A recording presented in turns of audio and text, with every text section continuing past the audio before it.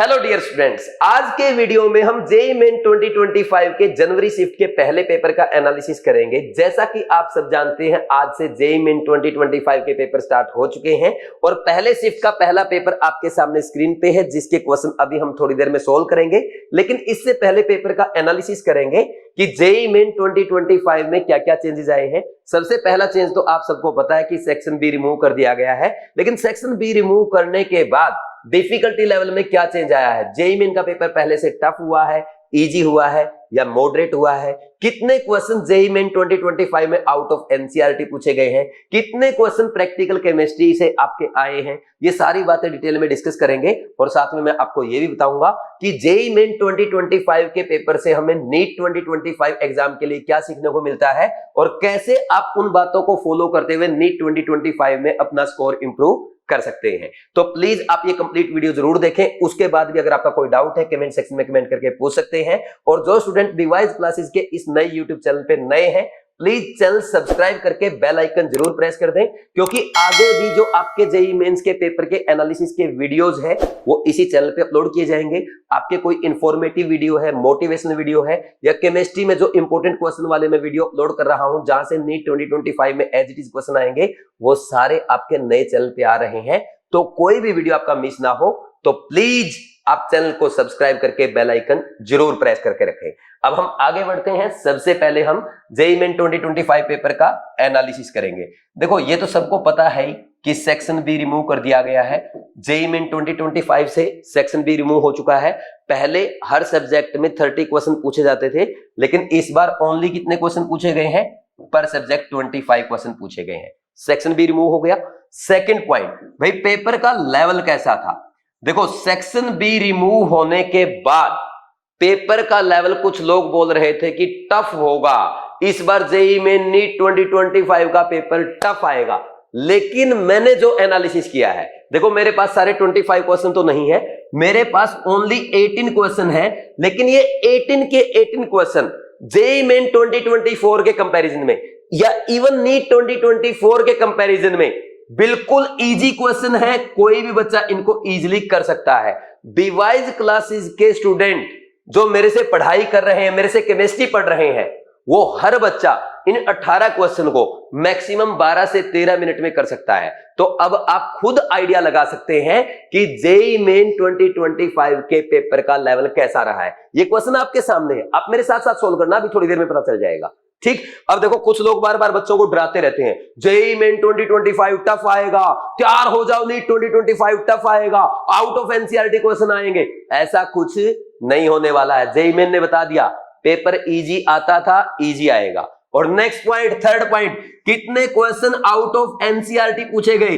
ये जो 18 क्वेश्चन है ना, इनमें से एक भी क्वेश्चन आउट ऑफ एनसीईआरटी नहीं है, बल्कि एनसीईआरटी की लाइन से डायरेक्ट क्वेश्चन आए हैं। एनसीईआरटी के इन टेक्स्ट एग्जांपल से थोड़ा सा डेटा चेंज करके क्वेश्चन पूछे गए हैं। बाकी पूरे का पूरा पेपर आपका एनसीईआरटी बेस्ड है, एक लाइन बाहर नहीं आई है। तो 100% आपका एनसीईआरटी बेस्ड पेपर है। तो जो लोग आपको डराते रहते हैं, जो ये बोलते रहते हैं कि पेपर टफ आएगा, आउट ऑफ एनसीईआरटी क्वेश्चन पूछे जा सकते हैं, तो जेईई मेन 2025 उनके मुंह पे तमाचा है। पेपर इजी आया है और पेपर 101% एनसीईआरटी बेस्ड आया है। फिर अगर हम बात करें प्रैक्टिकल केमिस्ट्री कितने क्वेश्चन आए हैं, देखो प्रैक्टिकल केमिस्ट्री से इन 18 में तो मुझे एक ही क्वेश्चन मिला है, और वो भी आपका प्रैक्टिकल ऑर्गेनिक केमिस्ट्री का है, जो कि डायरेक्ट एनसीईआरटी के इन टेक्स्ट एग्जांपल से थोड़ा सा डेटा मैनिपुलेट करके पूछा गया है। और वो एग्जांपल भी मैंने आपको प्रैक्टिकल केमिस्ट्री की इस बुक में करवा रखा है, और मैं अभी आपको थोड़ी देर में दिखाऊंगा। तो आपकी प्रैक्टिकल केमिस्ट्री के जो क्वेश्चन आ रहे हैं वो भी इस बुक से आ रहे हैं, चाहे एग्जाम जेईई मेंस हो या नीट एग्जाम हो। तो जिन बच्चों के पास प्रैक्टिकल केमिस्ट्री की ये बुक नहीं है, वो आज ही अमेजन से ऑर्डर कर सकते हैं। इस प्रैक्टिकल केमिस्ट्री बुक में मैंने आपको मेरे कोटा क्लासरूम के हैंड रिटन नोट्स प्रोवाइड किए हैं। जेईई मेन, नीट एग्जाम या अदर एग्जाम्स के सारे प्रीवियस ईयर क्वेश्चन प्रोवाइड किए हैं, और साथ में हर लेक्चर के नोट्स के साथ यहाँ पे एक स्कैन कोड दिया होता है। इस स्कैन कोड को स्कैन करके आप डायरेक्ट मेरे कोटा क्लासरूम लेक्चर को भी देख सकते हैं। और जो भी इंपॉर्टेंट पॉइंट है जो एग्जाम में पूछे जा सकते हैं, वो अलग से मैंने हाईलाइट कर रखे हैं। देखो, इसमें मेन 2 कलर यूज किए गए, एक तो ब्लैक और एक ब्लू। जहां पे ब्लू पेन चला है, क्वेश्चन वहीं से आएगा, एग्जाम चाहे आपका नीट का हो या जेईई मेंस एग्जाम हो। ठीक, तो ये प्रैक्टिकल केमिस्ट्री बुक आपके लिए काफी हेल्पफुल है, तो आज ही आप इसको अमेजन से ऑर्डर कर सकते हैं। और बुक आपको कैसी लगी, ऑर्डर करने के बाद एक ऑनेस्ट रिव्यू प्लीज आप जरूर दें। आपका जो ऑनेस्ट रिव्यू है वो मेरे लिए इंस्पिरेशन का काम करेगा, मोटिवेशन का काम करेगा। ठीक, अब अपना एनालिसिस हो गया, तो हमें क्या समझ में आया, जेईई मेन 2025 में सेक्शन बी रिमूव कर दिया गया है। जेईई मेन 2025 के पेपर का लेवल लास्ट ईयर के कंपैरिजन में इजी रहा है। इवन मुझे तो ये क्वेश्चन नीट से भी इजी लगे हैं। और अगर बात करें पेपर का एनसीईआरटी लेवल कैसा था, 101% एनसीईआरटी से क्वेश्चन पूछे गए हैं, डायरेक्ट एनसीईआरटी के एग्जांपल आए हैं, लाइन से क्वेश्चन आया है, पूरा 100% प्योर एनसीईआरटी बेस्ड पेपर है। प्रैक्टिकल केमिस्ट्री से देखो सारे क्वेश्चन तो मेरे पास नहीं है, लेकिन एक क्वेश्चन तो आया है, हो सकता है एक दो क्वेश्चन और आया हो। ठीक, ये आपका जेईई मेन 2025 का एनालिसिस है। तो नीट 2025 के लिए सीखने को मिलता है कि पेपर एनसीईआरटी बेस्ड आएगा, इजी आएगा, अच्छे से तैयारी से में लग जाओ। अब बात करते हैं पेपर के क्वेश्चन को सोल्व करने की। पहला क्वेश्चन आप मेरे साथ साथ सोल्व करेंगे। For NiCl4 2- what is the charge on metal and shape of complex respectively. कोई भी बच्चा बता देगा निकिल यहाँ पे किस में है, +2 में है, और Cl- क्या है, वीक फील्ड लिगेंड है, तो वीक फील्ड लिगेंड पेयरिंग तो कराएगा नहीं, सीधा क्या आएगा, sp3 हाइब्रिडाइजेशन आएगा, टेट्राहेड्रल ज्योमेट्री होगी।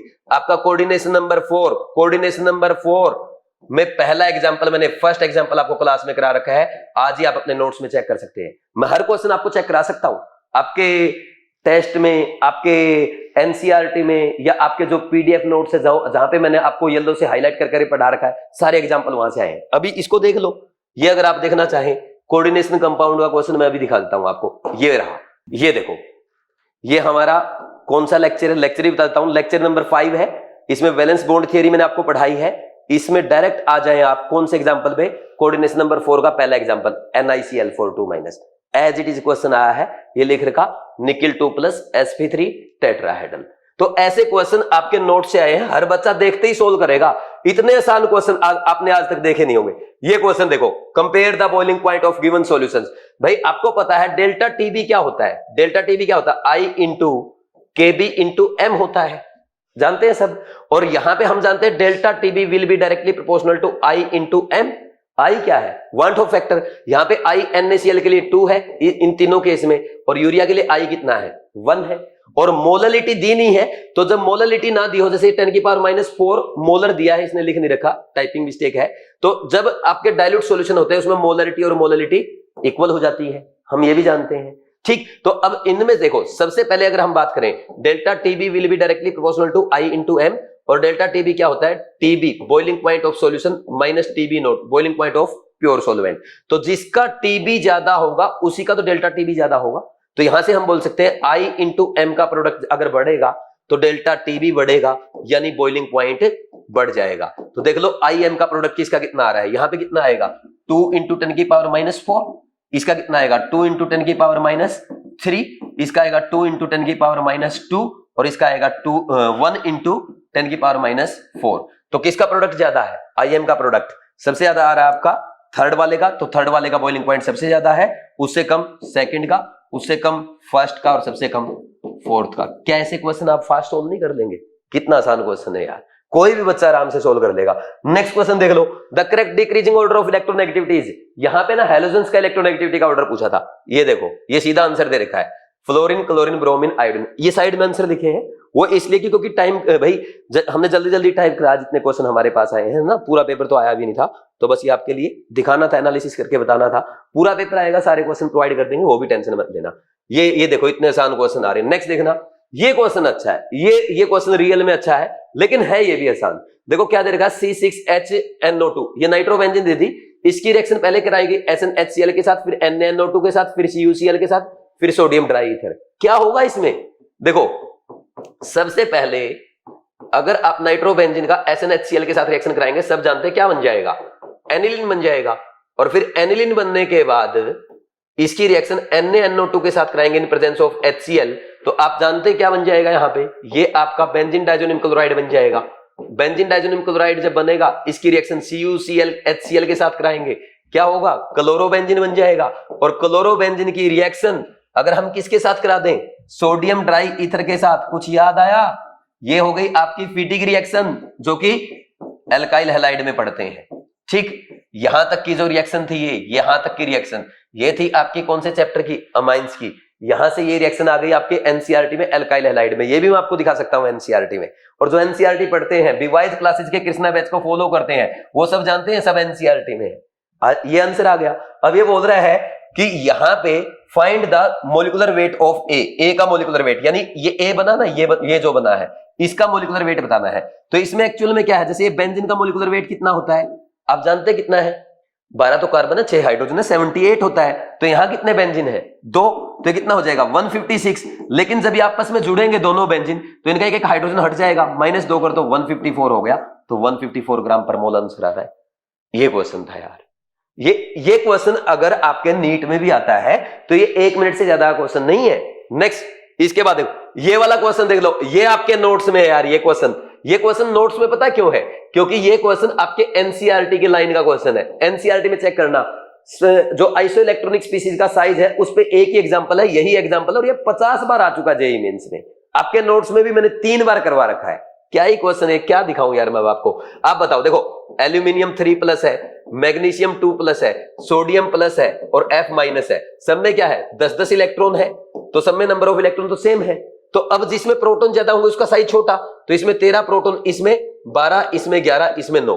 तो यहाँ पे इलेक्ट्रॉन बाई प्रोटॉन का रेशो जिसका ज्यादा होगा उसी का साइज ज्यादा होगा। ये आपसे साइज ये पूछा था, मैक्सिमम साइज किसका, फ्लोराइड आयन का हो जाएगा।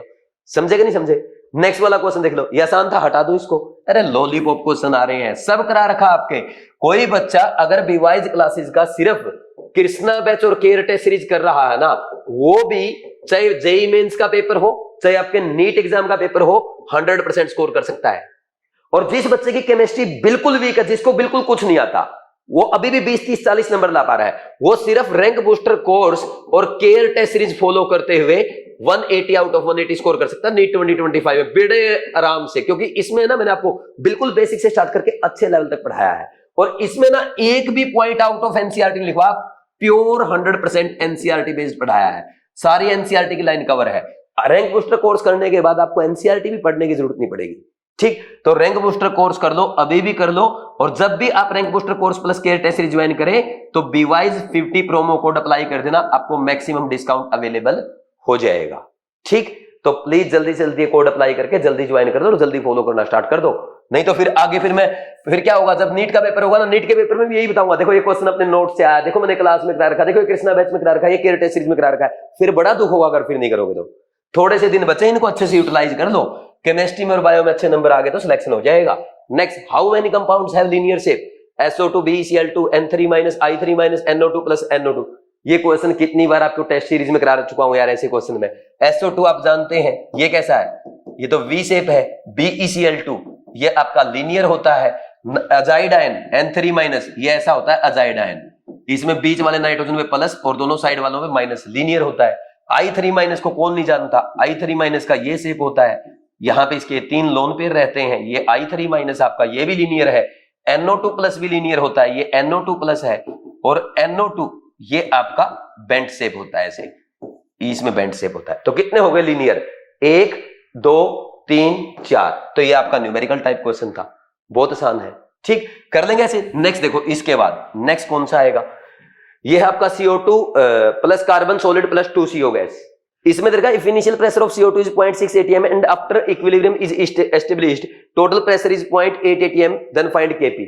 जो बच्चे बीवाइज क्लासेस का चाहे रैंकर बैच फॉलो कर रहे हैं या रैंक बूस्टर कोर्स फॉलो कर रहे हैं, एक काम करना, आप अभी केमिकल इक्विलिब्रियम की कॉपी निकालना और चेक करना। एक सिमिलर क्वेश्चन मैंने क्लास में करवा रखा है, और मोस्ट प्रोबेबली तो यही है। पता क्यों, क्योंकि आपके एनसीईआरटी का इन टेक्स्ट एग्जांपल है, एज इट इज क्वेश्चन आ रहे हैं यार। बताओ, कुछ भी क्वेश्चन नहीं है, क्या है इसमें, देखो ये आपके केमिकल इक्विलिब्रियम के एनसीईआरटी का एग्जांपल है। अगर करना चाहो चेक करना आज ही। ये देखो CO2 क्या बोल रहा है, if initial pressure of CO2 is 0.6 atm, ठीक, and after equilibrium is established total pressure is 0.8 atm। 0.6 में से मान लीजिए x घट गया, तो यहां पे इसका 1 मोल, CO के 2 मोल दे रहा है, तो इसका x प्रेशर कम होगा तो कितना बनेगा, 2x बनेगा। तो ये टोटल सम दे रहा है 0.6 - x + 2x = 0.8। तो x आ गया यहां से 0.2, तो 0.22 जा, ये हो जाएगा आपका 0.4 atm। और यहां पे 0.6 - 0.2 कितना, ये भी 0.4, तो Kp क्या होता है, प्रेशर ऑफ CO का square at equilibrium divide by pressure of CO2। तो कितना है इसका 0.4 का स्क्वायर डिवाइड बाय 0.4 यानी 0.4 ATM आ गया, ये आपका Kp आ गया। कितना टफ क्वेश्चन है यार, ये तो बहुत आसान क्वेश्चन है, एनसीईआरटी में से इससे बहुत अच्छे अच्छे क्वेश्चन दे रखे हैं आपके। ठीक, लॉलीपॉप पेपर आ रहा है यार आजकल इसका, जेईई मेंस का भी। ठीक, कोई अब ये क्वेश्चन भी करने में अगर आपको टाइम लगेगा फिर तो भाई दिक्कत होगी ना। अच्छा, ये calculate number of stereo isomers of, ये क्वेश्चन भी आपके उसका है नोट्स का। इसमें ना जैसे ये है CH3 CH double bond CH CHBr CH3, ये क्वेश्चन मैंने करा रखा है, एग्जामिनर ने सिर्फ यहाँ पे OH लिख के दे दिया, ये OH लिख के दे दिया। स्टीरियो आइसोमर बताओ, दो तो यहां से जियोमेट्रिकल बनाएगा और ये कायरल सेंटर है, दो यहां से ऑप्टिकल आइसोमर बन गए, तो स्टीरियोमर्स कितने बन गए टोटल, स्टीरियोमर कितने बन जाएंगे, स्टीरियो आइसोमर्स, स्टीरियोमर्स बन जाएंगे आपके number of Gi into OI, 2 गुना 2 इक्वल टू 4। चेक कर लो, ये देखो टोटल नंबर ऑफ स्टीरियोमर्स, ये वाला क्वेश्चन देखो, ये नीट में आया है, जेईई मेंस ने यहाँ पे ना Br की जगह OH लगा दिया। इसके पैरेलल ये एम्स का क्वेश्चन है, बिल्कुल सेम है, यहां पे इसने OH लगा दिया, जेईई मेंस ने यहां CH3 लगा दिया। बिल्कुल सिमिलर क्वेश्चन आ रहे हैं यार, और आपके नोट से आ रहे हैं, PDF नोट्स आपके, इनसे बाहर क्वेश्चन नहीं आ रहा। देख लो आप, हर क्वेश्चन एज इट इज आपके एग्जाम में आ रहा है। मैंने बोला कि ज्यादा टफ पढ़ने की जरूरत नहीं है। Which of the following acid is also known as vitamin C, ascorbic acid, ये क्वेश्चन मेरे नोट से नहीं आया, बस एक, ये तो बहुत टफ क्वेश्चन है, बहुत समस्या हो जाएगी इसके लिए, ये नहीं बताऊंगा कहां से आया, ये मुझे भी नहीं पता है। अब बताओ कौन सा क्वेश्चन आउट ऑफ एनसीईआरटी है, ये बोल दो सर ये पहला क्वेश्चन आउट ऑफ एनसीईआरटी है, डायरेक्ट बायोमोलिक्यूल का क्वेश्चन है यार एनसीईआरटी का। N electron of helium plus is present in third excited state, find its de Broglie wavelength. अरे भाई आपने वो नहीं पढ़ा, radius 2 pi r is equal to n lambda, ये नहीं पढ़ा आपने डी ब्रोगली का, तो यहां पे लैम्डा ही तो बताना है, और यहां पे क्या करना है, हीलियम प्लस के लिए n कितना हो गया, यहां पे थर्ड एक्साइटेड स्टेट है, n इक्वल टू 3 मत करना, ये गलती कर सकते हैं बच्चे, n equal to fourth orbit में हो गया, थर्ड एक्साइटेड स्टेट मतलब फोर्थ ऑर्बिट, और z कितना हो जाएगा 2 हो जाएगा। अब कर दो क्वेश्चन सोल्व, 2 पाई r, 2 गुना पाई की वैल्यू 3.14 और r कितना हो जाएगा 0.529 गुना में n स्क्वायर अपॉन z करते हैं, तो n कितना है 4 का स्क्वायर अपॉन z कितना 2 इज इक्वल टू n कितना, n है 4 और ये लैम्डा, आंसर आ जाएगा यहां से। तो देखो 4 से 4 कैंसिल हो गया, ये 2 से 2 कैंसिल हो गया, तो ये अगर इसको 0.5 मान लूं तो ये कितना हो जाएगा, 4 को 0.5 से मल्टीप्लाई करो 2 और 2 को 3 से मल्टीप्लाई करो 6 से थोड़ा ज्यादा आएगा, 6 से थोड़ा ज्यादा, 6 से ज्यादा और 7 से कम, मान लीजिए लगभग 6.5 के आसपास आ जाएगा, ये आ गया आपका लैम्डा। ठीक, और यहाँ पे कहीं पे ऑप्शन तो नहीं लिख रखे लेकिन आंसर जरूर लिख रखे हैं, ये देख लो डायरेक्ट लगभग सेम ही आ रहा है, ये 6.64 मेरा 6.5 है। नेक्स्ट है question number 11, which of the following lanthanoid ion has 7 electron in the outermost shell. देखो यहाँ पे आयन तो नहीं दे रखे, लेकिन इसका आंसर क्या था, उसमें गैडोलिनियम आयन था और यूरोपियम आयन था। ठीक, तो वो दोनों आंसर आ जाएंगे, और मैं आपको बता देता हूं, देखो आपको याद होगा यूरोपियम का एटॉमिक नंबर होता है 63 और गैडोलिनियम का कितना होता है 64। इनका इलेक्ट्रॉनिक कॉन्फ़िगरेशन कैसे लिखते हैं भाई, इनमें क्या है, पहले 5 सेल कंप्लीट हो चुकी है, 5 सेल कंप्लीट होने का मतलब किसमें, जिनोन के 54 इलेक्ट्रॉन हो चुके हैं। फिर इसके बाद जब 6th पीरियड में एंटर करेंगे, इलेक्ट्रॉन कैसे भरे जाएंगे, सबसे पहले ns में जाता है, फिर n-1d किस में जाएगा, n-2f में, फिर n-1d में, फिर np में, ऐसे इलेक्ट्रॉन जाते हैं। लेकिन इलेक्ट्रॉन को हम इनके सेल को ऐसे लिखा जाता है 4f 5d और 6s, आपको पता ना ऐसे जाएगा, ns के बाद n-2f में इलेक्ट्रॉन, देन n-1d में और फाइनली np में, ये हम पढ़ते हैं। n इक्वल टू 6 पुट कर दो, 6s में जाएगा, फिर 4f में जाएगा, फिर 5d में जाएगा, फिर 6p में जाएगा। लेकिन इलेक्ट्रॉन जब आप लिखेंगे ना, सब सेल्स को ऐसे लिखा जाएगा, पहले इनर, फिर उसके बाद इनर की इनर, फिर आउटर मोस्ट सेल, ऐसे लिखी जाती है। ठीक, तो अब देखो यहां पे 54 हो गए, तो 2 इलेक्ट्रॉन सबसे पहले किस में गए, 6s में गए, तो अब कितने बच गए, अब बच गए आपके 7, तो 7 के साथ किस में जाएंगे 4f में, तो यहां पे ऐसे हो जाएगा, ये कॉन्फ़िगरेशन होगा आपका यूरोपियम का। ऐसे ही गैडोलिनियम का लिखो, जिनोन यहां पे कितना आएगा 54, तो ये हो गए, फिर 4f 4f 5d और 6s, तो अब इसमें 54 हो गए, 10 इलेक्ट्रॉन और आने हैं, तो 2 इलेक्ट्रॉन तो हो गए आपके कितने, किसमें 6s में, कितना 56, और यहां पे कितने आने चाहिए 8, लेकिन 8 4f8 कॉन्फ़िगरेशन लैंथेनॉइड में नहीं बनता, तो यहाँ पे 4f7 रिपीट होता है, तो इसमें ये 8 में से क्या होगा, 7 इलेक्ट्रॉन तो इसमें आएंगे, एक इसमें आएगा, समझ आया कि नहीं यार? अब आप इनके आयन बनाओ। आपको क्या करना है, आउटर मोस्ट सेल से इलेक्ट्रॉन निकालना है। आउटर मोस्ट सेल से जब इलेक्ट्रॉन निकालोगे यूरोपियम 2+ और गैडोलिनियम 3+ बनाना है, तो इसके तो दोनों इलेक्ट्रॉन ये चले गए, यहां पे 6s0 हो गया। तो अब आउटर मोस्ट इसकी कौन है, 4f ही है। 4f में कितने इलेक्ट्रॉन है, 7 है। और यहां पे अगर बात करें 3+ में लेके जाना है, 2 इलेक्ट्रॉन तो ये गए और एक आपका 5d वाला गया, तो क्या बच गया, 4f7 बच गया। समझे कि नहीं समझे? तो दोनों में क्या है, आउटर मोस्ट में 7-7 इलेक्ट्रॉन हो गए, किसमें, गैडोलिनियम 3+ एंड यूरोपियम 2+ में। तो ये हो गया आपका बिल्कुल इजी क्वेश्चन। और ये वाले 2 एग्जांपल ये तो दुनिया में हर बच्चे को याद रहते हैं, और इसमें अगर मैं अपने पीडीएफ नोट्स दिखाऊं या एनसीईआरटी दिखाऊं तो मैं ही बेवकूफ हूं। ये तो सबको पता है, और कितनी बार मैंने आपको करा रखे हैं, क्लास में पूछ रखे हैं। फिर देखो जेईई मेंस ने एक बार तो इसको ऐसे पूछा, फिर इसी शिफ्ट में दूसरा क्वेश्चन भी सेम पूछा, 4f7 configuration is possible for, क्या यूरोपियम 3+ के लिए होगा? यूरोपियम 3+ में तो एक इलेक्ट्रॉन और निकल जाएगा यहां से, इसके लिए तो नहीं होगा। गैडोलिनियम 3+ के लिए भी नहीं हो, गैडोलिनियम 3+ के लिए होगा और यूरोपियम 2+ के लिए होगा, इन दोनों के लिए हो जाएगा। बाकी इन दोनों के लिए कैलकुलेट करके देखेंगे तो इनका नहीं आएगा, तो आंसर क्या आ गया, बी एंड सी। ये देखो 2 एग्जांपल्स इसको याद है, उसके 2 क्वेश्चन हो गए जेईई मेंस 2025 के। कितना आसान पेपर आ रहा है यार। नेक्स्ट देखो, इसके बाद नेक्स्ट क्वेश्चन कौन सा है, ये देखो, बिल्कुल भी आपको घबराने की जरूरत नहीं है। जो मेरे से पढ़ रहा ना, जो मैं आपको पढ़ा रहा हूं, एक सिंगल लाइन बाहर नहीं पूछेगा एग्जामिनर, 180/180 की लाइन लगा देंगे। पिछली बार अपने है ना सिर्फ 11 स्टूडेंट्स के 180 थे ना। एक सेकंड, थोड़ा मैं इसको ठीक कर देता हूं। ये देखो, पिछली बार अपने 11 स्टूडेंट्स के 180 आउट ऑफ 180 थी। सबको बच्चों को प्राइज मिले, लाखों कैश मिले, लैपटॉप मिले, उनको मैंने आपके स्टडी टैबलेट दिए, स्पीकर दिए और ढेर सारे गिफ्ट बांटे। ठीक, इस बार और ज्यादा बच्चे आएंगे। क्यों आएंगे? पिछली बार 11 के तो 180 थे और 34 बच्चे ऐसे थे जिनको 175 थे और 103 बच्चे ऐसे थे जिनको 170+ थे। इतना अच्छा रिजल्ट ऐसे ही थोड़ा आ रहा है, अच्छे से पढ़ा रहे हैं तब आ रहा है। आप विश्वास रखो, मैं इस बार बहुत ज्यादा बच्चों का अच्छा रिजल्ट देने वाला हूं और बहुत ज्यादा सिलेक्शन कराने वाला हूं।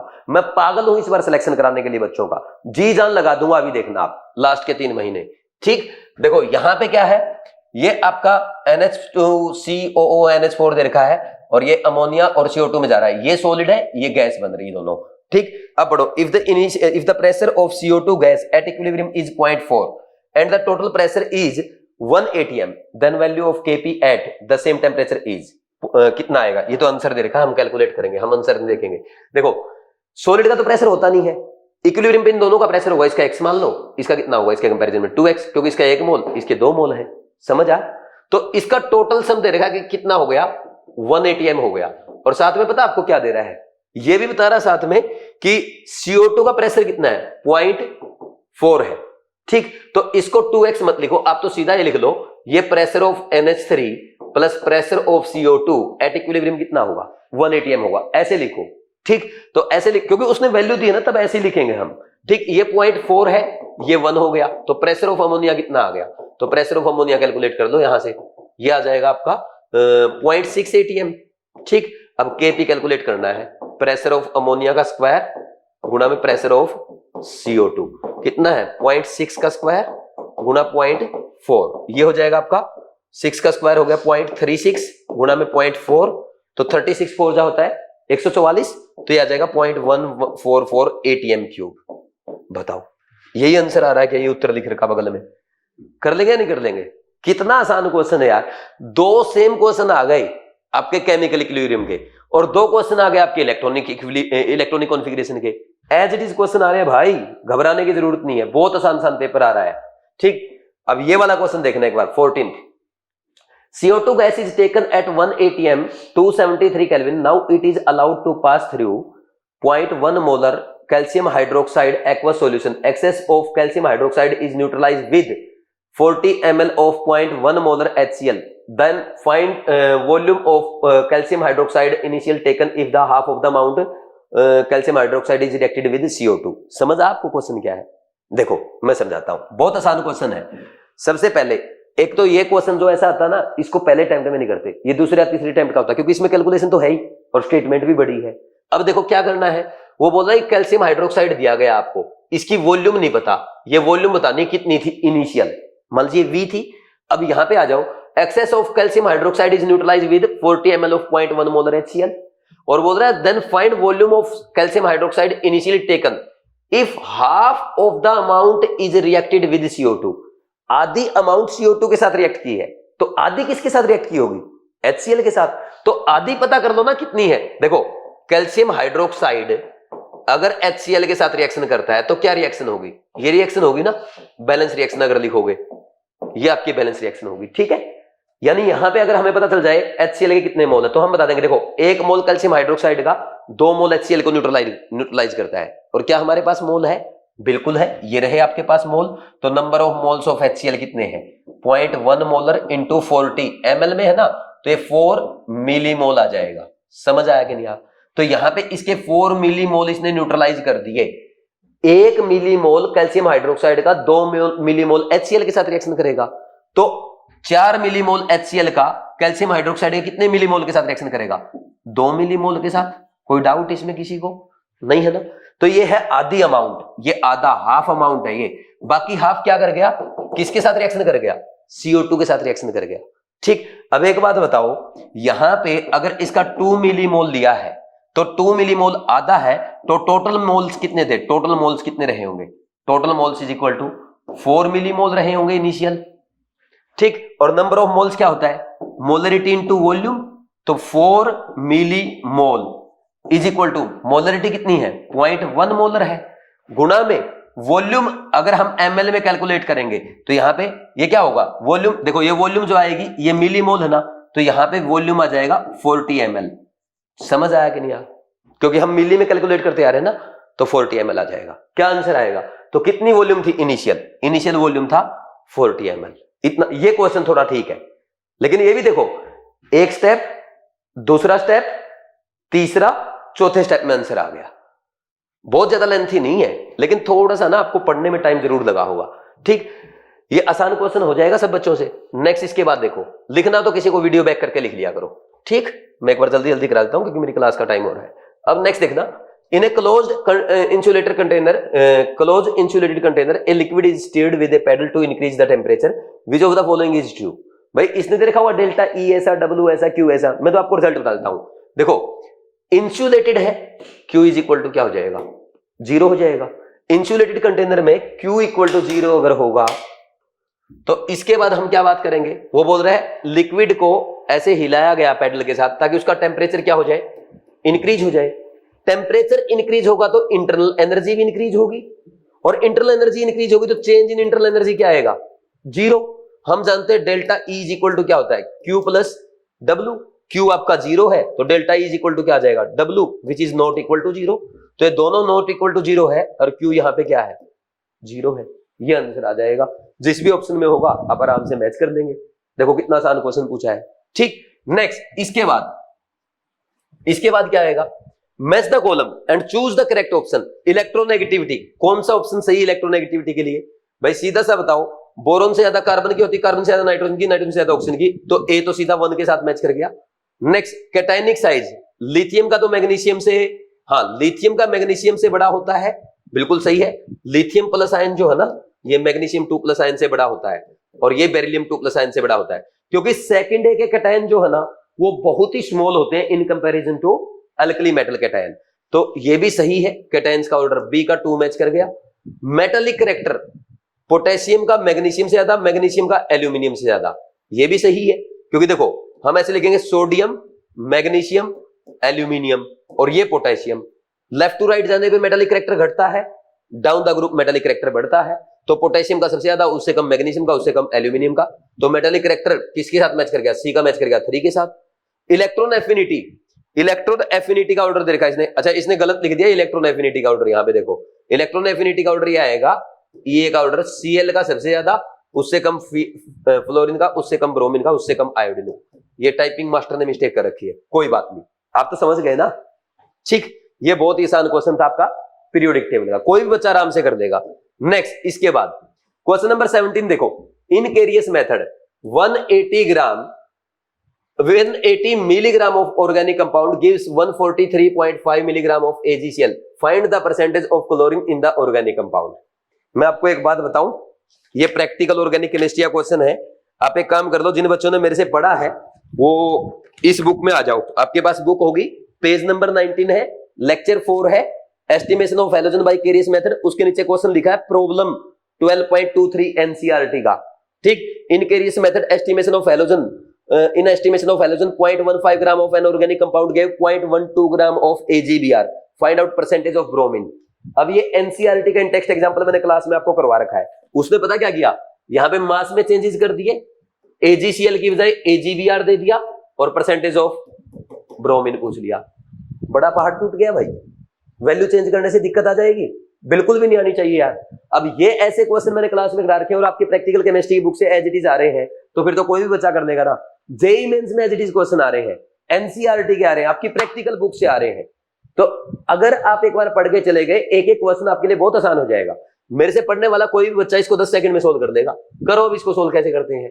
ठीक, कैलकुलेशन है, कॉन्सेप्ट के नाम पे कुछ भी नहीं है। देखो हम जानते हैं AgCl, AgCl में क्लोरीन की बात अगर हम करें भाई 143.5 ग्राम अगर AgCl होगा तो कितने ग्राम क्लोरीन होगा उसमें? 35.5 ग्राम। ठीक, अगर 1 ग्राम AgCl मिला है तो कितना क्लोरीन होगा? 35 बाई 143.5 ग्राम। और अगर आपको कितना बोल रहा है? 180 ग्राम, ये इसने 180 मिलीग्राम बोल दिया, 180 मिलीग्राम है तो क्या बोल रहा है? अच्छा 180 ग्राम नहीं, AgCl तो आपका 143.5 मिलीग्राम है। 143.5 मिलीग्राम AgCl से मिलेगा आपको 35.5 डिवाइड बाई 143.5 इंटू 143.5 मिलीग्राम के लिए 10 की पावर -3 ग्राम क्लोरीन। ये कैंसिल कर दो, ये आ जाएगा आंसर 10 की पावर -3, 35.5 इंटू 10 की पावर -3 ग्राम क्लोरीन। अब परसेंटेज ऑफ क्लोरीन कितना आएगा? मास ऑफ क्लोरीन कितना है? 35.5 इंटू 10 की पावर -3 है, डिवाइड बाई टोटल मास कितना है किसका? क्लोरीन का, सॉरी ऑर्गेनिक कंपाउंड का 180 मिलीग्राम। इसको हम लिखेंगे 180 गुना में 10 की पावर -3 गुना में 100। ये कैंसिल हो गया, इसको आप लिखोगे 355। ठीक, ये जीरो कैंसिल कर देना यहां से, ये जीरो यहां से कैंसिल कर दो, डिवाइड बाई 18। तो 18 अगर ये 355 की बजाय 360 होता तो आप बोल देते लगभग 20%, यानी 20% से थोड़ा सा कम आएगा। चेक कर दो इसको, ये क्वेश्चन हो जाएगा आपका सोल्व। कैलकुलेशन है और बच्चे ना फॉर्मूला रटते रहते। क्यों रटना है यार? अपने बेसिक कॉन्सेप्ट लगाओ, यूनिटरी मेथड लगाओ। ये क्लास में कराए हुए क्वेश्चन है। 1 मिनट से कम कैलकुलेशन हो, 1 मिनट से कम टाइम में कैलकुलेशन हो जाएगी आपकी, कोई भी बच्चा कर देगा। ठीक, अब ये वाला क्वेश्चन 18th क्वेश्चन। अच्छा ये क्वेश्चन देखना है कि आपको कहां करा रखा है, मैं दिखा भी देता हूं। कुछ बच्चे सोच रहे हो कहां करवाया भी है या ऐसे ही दिखा दिया, हमें तो दिख नहीं रहा। ये रहा तुम्हारा लेक्चर 4, ये लेक्चर 4 है, 2 days thought your destiny lies beyond your fear, estimation of halogen Carius method. और ये वाला क्वेश्चन देख लो, कैरियस मेथड में एस्टिमेशन ऑफ हैलोजन में 0.15 ग्राम ऑफ ऑर्गेनिक कंपाउंड के 0.12 gram of AgBr, find out percentage of bromine in compound. आपके पुरानी एनसीईआरटी में एग्जांपल 12.23 है, इन टेक्स्ट एग्जांपल नई में 8.23 है। ये क्वेश्चन आया था। ठीक, और उसने वैल्यू चेंज करके दे दी, AgCl की जगह क्या लिख दिया? AgBr लिख दिया। एज इट इज क्वेश्चन आएंगे भाई, मैं बोल रहा हूं, पहले दिन से बोल रहा हूं। Next, 2 ampere current is allowed to pass through molten AlCl3 for 30 minutes. Find the mass of aluminium deposited in milligram at a cathode. देखो भाई ये एल्यूमिनियम 3+ है, ये 3 इलेक्ट्रॉन लेके एल्यूमिनियम में जाएगा। ये रिएक्शन आप जानते हैं, तो आपको बताना कि एल्यूमिनियम कितना मिला है मिलीग्राम में और बताना है। ठीक, 3 फेराड इलेक्ट्रिसिटी अगर पास करते हैं तो हमें पता है 1 मोल एल्यूमिनियम मिलेगा। कोई डाउट? अब 1 फेराड इलेक्ट्रिसिटी पास करूंगा तो 1/3 मोल एल्यूमिनियम मिलेगा, इसमें भी कोई डाउट नहीं है। अब यहां पे आप मुझे बताओ 2 एम्पियर करंट इसने लिखा है, तो करंट कितना? I = 2 एम्पियर और टाइम दे दिया 30 मिनट, 30 × 60 सेकंड हो जाएगा। तो Q = क्या होता है? IT, तो 2 × 30 × 60, ये कूलम हो गया। अगर फैराड में कन्वर्ट करना है तो आप क्या करोगे? इसको 96500 इससे डिवाइड कर दो, ये फैराड हो गया।